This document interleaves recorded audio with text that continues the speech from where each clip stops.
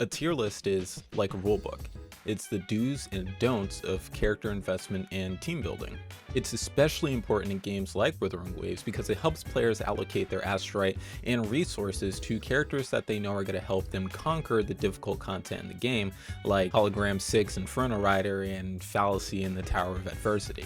However, when a tier list is wrong, it spreads misinformation to plenty of players who go to those tier lists expecting it to be the information that they're looking for. And sadly, this is the case for the most popular Wuthering Waves tier list, which is the Prydwen Tier List.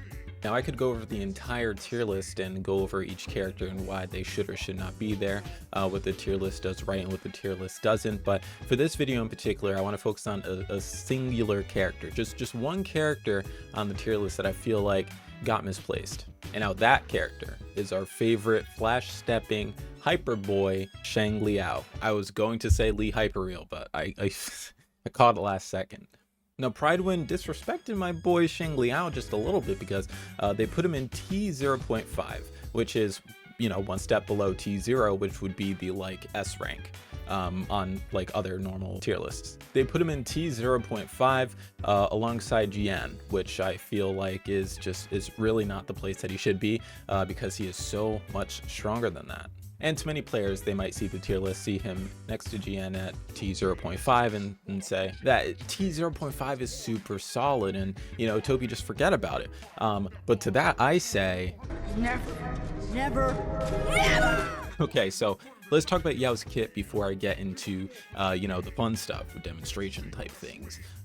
So Xiangli Yao is an electro main damage dealer, and he uses gauntlets, and his main source of damage is through his Resonance Liberation. When you first click Q to pop his Resonance Liberation, he does a large burst of damage, and then after that, he is then switched into like an enhanced state where through basic attacks as well as E's with lower cooldowns for the E's, he's able to fill up his forte, and once he's filled up his forte, he's able to use each one of those forte blocks as hypercubes, and then he does a decent amount of damage with the hypercube. However, while he's in this mode, he does have a gimmick. Now, another character that is in T0 is Jinhsi, and Jinhsi's gimmick is that she can dodge a lot of moves that are being thrown at you because a lot of her field time is when she's in the air. She can stand while airborne. That's her entire skill to enhance basics combo happens in the air, and you can even use the grapple to get even higher over the enemy so then they, can't hit you. So much like Jinhsi, Yao does have a gimmick like this, but it comes in the form of stopping time. You heard me. Stopping time. Okay, well, not completely a time stop, this isn't JoJo's, but it's more of a time slow where enemies move much slower, which gives Yao the opportunity to get his basic attacks off or use that enhanced E combo, so then you can then use your hypercube without having to worry about getting hit or getting knocked out of a specific combo or anything like that. And on top of that, it makes parrying a whole lot easier. And me just spewing knowledge like that oftentimes is, not enough. It's not the kicker. It won't get somebody to fully understand what I'm saying. So I think I'm just going to demonstrate it. So to prove Yao's worth to all the Xiangli non-believers, I'm going to be having Xiangli Yao versus Jinhsi in a speed battle. So what's going to happen is we're going to have Xiangli Yao with his team, which would be Xiangli Yao, Yinlin, as well as Shorekeeper, alongside another team, which would be Jinhsi, Zhezher, and Shorekeeper as well. I know Yanwu does work pretty well with the team, but I do not have a built Yanwu, so I'll be using Shorekeeper because her crit buff, and in addition to attack, is pretty solid. So first we'll be looking at the highest damage dealt by Xiangli Yao or Jinhsi, and then we'll also be looking at how fast or how slow a certain team did at beating said boss. And for this one, I'm going to be doing the Monkey Hologram 5. I would be doing Hologram 6, but increasing his difficulty is not going to showcase the numbers better.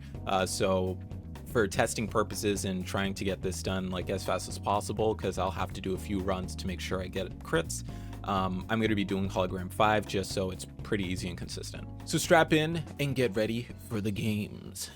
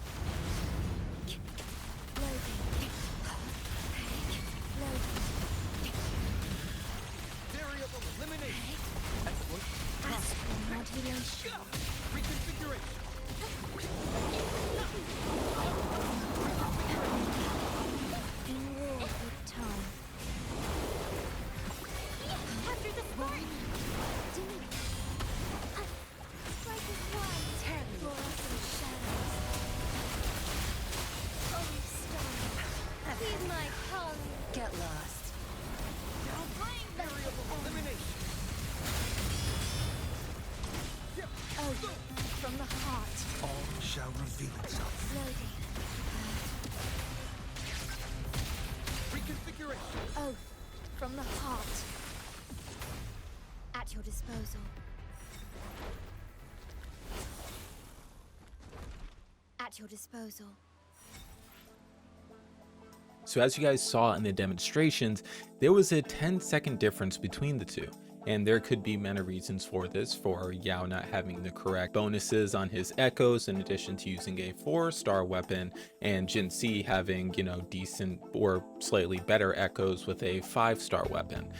So there's other things that come into play here, but nonetheless, a 10-second difference is not that bad. And this was for a specific boss as well. Maybe it's a little different on other bosses, but again, in this example right here, they are on par with each other. And I didn't even play the best with either teams, but they are on par with each other. So now let's compare Jian to Xiangli Yao. We already established that Xiangli Yao with a well-built team, in addition to Jinhsi with a well-built team, are pretty close together in time. And if we look at the damage per screenshot, so like the biggest number that we saw with Xiangli Yao and his, you know, initial burst of his Resonance Liberation, he hit 181,792.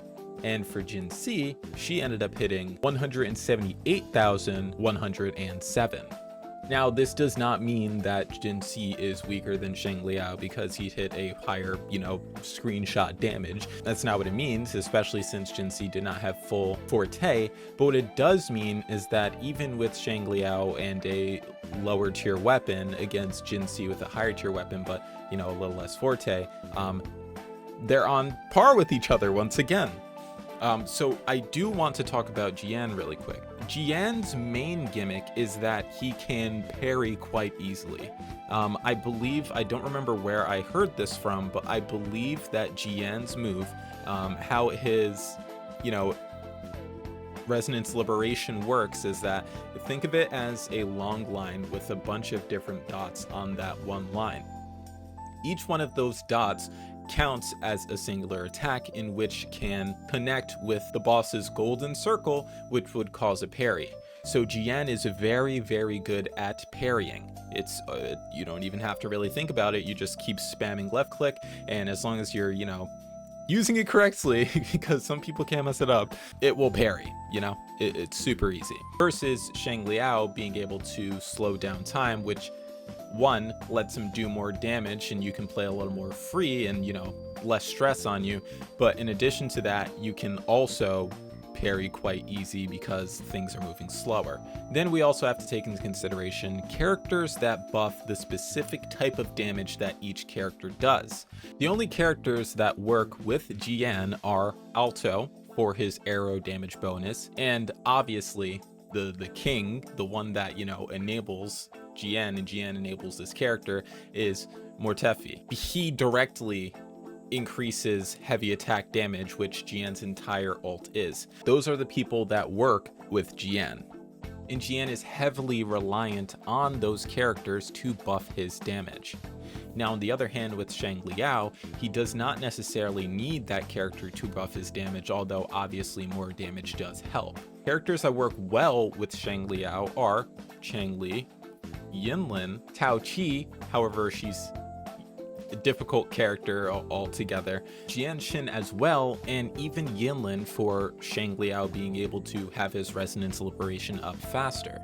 Not to mention, Xiangli Yao also has the 4-cost echo of Tempest Mephis, which increases his electro damage after the second claw strike. It increases electro damage and heavy attack damage by 12%. And if you're using something like Stonard on Xiangli Yao, you're going to want to use your Resonance skill before your Resonance Liberation, in addition to the Echo, which is going to buff his Resonance Liberation damage bonus by 36%, increases electro and heavy attack damage by 12% each, and since he's using Void Thunder, after using a heavy attack or resonance skill, it increases his electro damage by 15%, and that's for each one up to 2 times.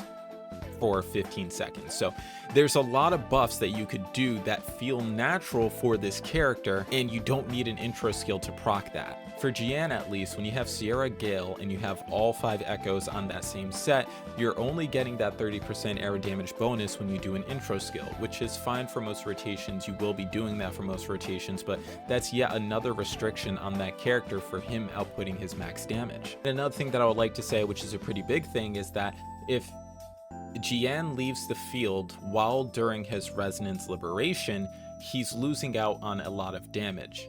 He has this specific period of time, and that is the single condition for his Resonance Liberation. You use it throughout this whole time. You cannot reapply buffs, or else you're just going to be losing out on damage.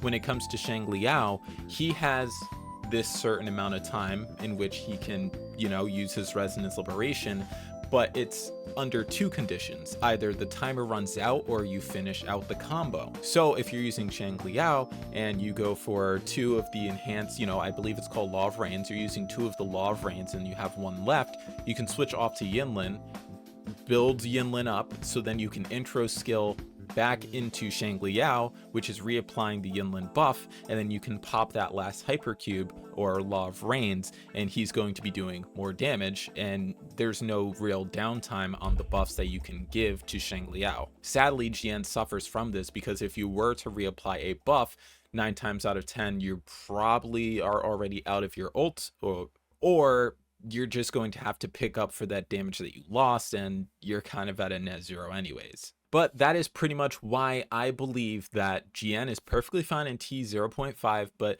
Xiangli Yao deserves his spot in T0 alongside Camellya and Jinhsi. And if you guys want to see why I didn't put Camellya in this video, let me show you this.